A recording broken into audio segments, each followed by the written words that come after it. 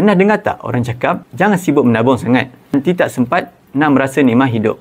Sebenarnya, yang patut kita takut bukanlah menabung, tapi boros berbelanja tanpa simpanan. Cuba fikir, berbelanja itu semua orang pandai. Dari kecil dapat duit poket pun dah tahu cara nak habiskan. Tapi menyimpan, itu bukan tabiat semula jadi. Ia kena dilatih, dibiasakan dan dipaksa pada diri sendiri. Sebab itu ramai orang bekerja bertahun-tahun. Gaji makin besar, tapi tabungan masih kosong. Hutang pula menimbun.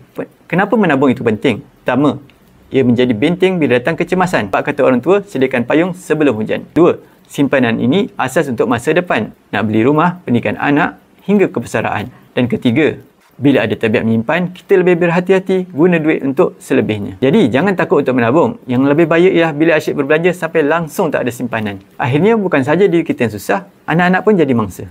Cuma, ada satu masalah bila menabung duit. Duit ni sifatnya untuk dibelanjakan. Sekejap je boleh terguna. Sebab itu, saya selalu sarankan tukar sebahagian simpanan duit kepada emas. Emas susah nak bocor dan nilai dia terbukti bertahan lama dan kalis inflasi. Bagi yang ingin mulakan tabungan emas bersama Public Gold, boleh klik link profil, daftar secara percuma dan saya akan bimbing anda sebaiknya.